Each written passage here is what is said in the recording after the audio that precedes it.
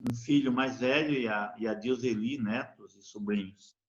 Irmãos, vamos ler rapidamente aqui para ganharmos tempo, na carta aos Hebreus, capítulo 12. Quero ler do versículo 5 ao versículo de número 12. Hebreus, capítulo 12, versículo 5 ao 12, que nos diz o seguinte: vocês se esqueceram da palavra de ânimo que ele lhes dirige como a filhos. Meu filho, não despreze a disciplina do Senhor, nem se magoe com a sua repreensão. Pois o Senhor disciplina a quem ama e castiga todo aquele a quem aceita como filho. Suportem as dificuldades, recebendo-as como disciplina. Deus os trata como filhos. Ora, qual o filho que não é disciplinado por seu pai? Se vocês não são disciplinados e a disciplina é para todos os filhos, então vocês não são filhos legítimos, mas sim ilegítimos. Além disso, tínhamos pais humanos que nos disciplinavam e nós os respeitávamos. Quanto mais devemos submeter-nos ao Pai dos Espíritos para assim vivermos. Nossos pais nos disciplinavam por curto período, segundo lhes parecia melhor. Mas Deus nos disciplina para o nosso bem, para que participemos da sua santidade. Nenhuma disciplina parece ser motivo de alegria no momento, mas sim de tristeza. Mais tarde, porém, produz fruto de justiça e paz para aqueles que por ela foram exercitados. Portanto, fortaleçam as mãos enfraquecidas e os joelhos vacilantes. Façam caminhos retos para os seus pés, para que o manco não se desvie, antes seja curado. Que Deus assim nos abençoe. Queridos, eu quero compartilhar com vocês rapidamente sobre a bênção da disciplina. A bênção da disciplina. Capítulo 12, do versículo 1 ao versículo 12, fala justamente sobre isso. Fala sobre Deus disciplinando os seus filhos, né? O termo disciplina é um termo que não nos agrada muito. Por quê? Por causa da maneira como nós fomos ensinados sobre o que seja disciplina. Nós somos ensinados sobre disciplina como sendo castigo e não como ensino. Lembro-me da minha filha, na sua adolescência, uma certa vez que eu fui discipliná-la, né? E meu costume, antes de eu disciplinar, antes de eu usar a vara ou a cinta, eu gostava de ficar explicando o porquê que eles iam ser disciplinados. E ela me olhou bem sério no meu rosto, assim, com aquele olhão verde, e disse: pai, bate logo. Né? E ela não chorava, ela ficava me olhando nos olhos, eu usando a vara, muitas vezes, poucas vezes que usei, né? E a cinta, mas ela não chorava, podia chorar depois, quando ela ficava sozinha, mas na minha frente ela não chorava. Então, pai, bate logo, por quê? Porque nós aprendemos que disciplina é bater, disciplina é castigo, embora o texto aqui de Hebreus fale que Deus nos repreende, que Deus nos castigava, nos castiga, né? O sentido aqui não é castigo né, aquele castigo de machucar, é no sentido de ensino, né? E o escritor aqui aos Hebreus, da carta aos Hebreus, ele começa justamente afirmando, aqui no capítulo 12, ele começa afirmando o valor dessa disciplina, né, e por que nós devemos aceitá-la, por que nós devemos procurar entendê-la e compreendê-la. No versículo 1 ele começa afirmando que porque nós estamos rodeados, né, por uma tão grande nuvem de testemunhas. E quem são essas testemunhas? Ele fala aqui relacionado não só ao povo lá do passado, mas ao povo também dos dias atuais, né? E quem são essas testemunhas? São aquelas pessoas, né? São aquelas pessoas consideradas como heróis da fé, relacionadas ou mencionadas aqui no capítulo 11, né? Anteriormente aqui. Então, por isso que ele continua falando que nós devemos nos livrar, por causa dessas testemunhas. Nós devemos nos livrar de tudo que nos atrapalha, né? Ele cita aqui no capítulo, ele cita aqui do pecado que nos envolve, e ele diz que é para nós corrermos com perseverança a corrida que Deus propõe a cada um de nós, né? E de que maneira? Olhando somente para Jesus, né? Pensando em tudo aquilo pensando e meditando em tudo aquilo que Jesus enfrentou, tudo aquilo que Jesus passou, né? Tudo aquilo que Jesus suportou, justamente para nós não ficarmos desanimados, nós não ficarmos cansados e nem desanimarmos na nossa fé. Isso aí está lá do versículo 1 ao versículo 3, né? E lá no versículo 4, o escritor diz que vocês ainda não resistiram até o ponto de derramar o próprio sangue, né? Ele está falando aqui com as pessoas a quem ele direcionava essa carta na época, e nós sabemos que, de acordo lá com o capítulo 10, versículos 32 a 39,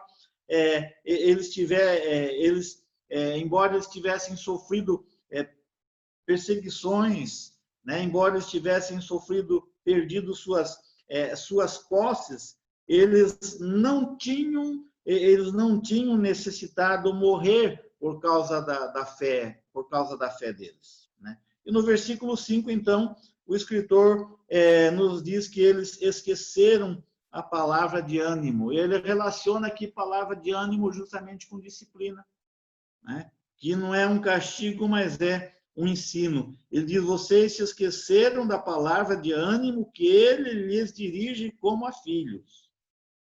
E então ele cita, irmãos, a primeira bênção da disciplina. Qual que é a primeira bênção da disciplina? Nós sermos considerados e chamados filhos de Deus, né? Por isso que o escritor diz: vocês se esqueceram da palavra de ânimo que ele lhes dirige como a filhos.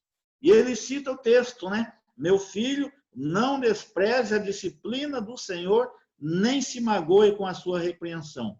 Pois o Senhor disciplina quem ama e castiga todo aquele a quem aceita como filho. Como eu disse, o termo castigo aqui não é aquele castigo para ferir, para machucar, é o castigo de ensino, né? É o aspecto da disciplina.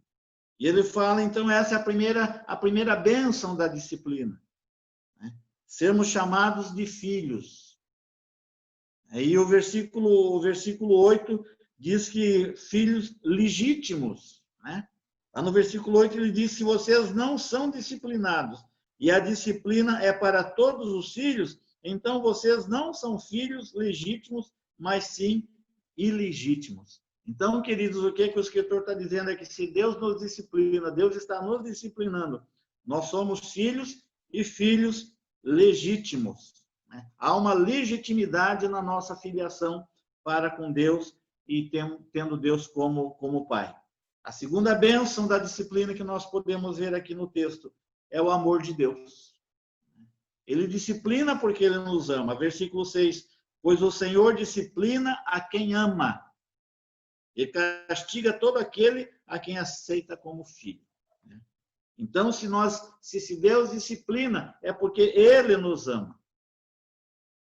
Lá na frente diz que todo pai que ama disciplina o filho. Então, essa é a segunda bênção. A terceira bênção da disciplina é porque Deus quer o nosso bem. Versículo 10 do texto que nós lemos aqui diz: nossos pais nos disciplinavam por curto período, segundo lhes parecia melhor, mas Deus nos disciplina para o nosso bem. Queridos, nada que Deus faz com relação aos seus filhos é porque é para o mal desses filhos. Tudo que Deus faz, inclusive quando ele usa a vara da disciplina, é para nos ensinar, é porque ele quer o nosso bem. E que bem é este? Nesse mesmo versículo 10, a parte B, ele diz o seguinte: mas Deus nos disciplina para o nosso bem, para que participemos da sua santidade. Então, ele nos disciplina, porque somos filhos, Ele nos disciplina porque Ele nos ama. Ele nos disciplina porque Ele quer o nosso bem. Ele nos disciplina porque para que nós possamos participar da sua santidade. Esse mesmo livro, essa mesma carta de Hebreus diz que sem santificação ou sem santidade, ninguém verá o Senhor. Nós podemos partir, então, para a quarta bênção da disciplina. Está lá no versículo 11 do texto que nós lemos, onde o escritor diz que nenhuma disciplina parece ser motivo de alegria no momento, mas sim de tristeza. Mais tarde, porém, produz fruto de justiça e paz para aqueles que por ela foram exercitados. Né? Então, aqui está mais um benefício, mais uma bênção da disciplina. Deus nos disciplina, porque Ele quer gerar em nós, Ele quer que a nossa vida gere frutos de justiça e de paz. E isso é bênção, né? Isso faz parte da santidade, isso faz parte do proceder. Irmãos, eu quero concluir rapidamente aqui essa rápida meditação, né? Aqui lendo o versículo 12. No versículo 12, o escritor deixa uma palavra de encorajamento, dirigida por Deus, né, para todos aqueles que foram leitores dessa carta. E todos aqueles que durante os anos, inclusive nós como igreja, lemos e estudamos a sua palavra. Essa palavra de encorajamento para que nós sejamos fortalecidos, né? Para que as nossas mãos sejam fortalecidas e os nossos joelhos enfraquecidos sejam fortalecidos também na oração. Ele diz, portanto, fortaleçam as mãos enfraquecidas e os joelhos vacilantes. Analisem a disciplina. Analisem todas essas bênçãos da disciplina e fortaleçam as mãos de vocês enfraquecidas. Né? Fortaleçam os joelhos de vocês que estão vacilantes. Vacilantes muitas vezes, queridos, pelos problemas, pelas situações, a fé que muitas vezes enfraquece devido às circunstâncias. Né? E ele continua no versículo 13. Façam caminhos retos para os seus pés, para que o manco não se desvie, antes seja curado. Então, através do fortalecimento das nossas mãos, através do fortalecimento dos nossos joelhos vacilantes e enfraquecidos, né? Outras pessoas poderão ser fortalecidas. Né? Se nós nos relacionamos com algumas pessoas que estão enfraquecidas, mancando, ela não vai se desviar. Né? Antes, pelo contrário, ela vai ser curada olhando para a vida nossa quando nós somos disciplinados pelo Senhor. Então, louvemos a Deus, continuemos adorando o nome do Senhor, né? Por causa da disciplina, da maneira amorosa como Ele nos disciplina, como Ele nos ensina. E entendamos disciplina não como castigo, mas como Deus nos ensinando, Deus nos fortalecendo, Deus nos dando a maturidade na fé, na vida, na caminhada cristã.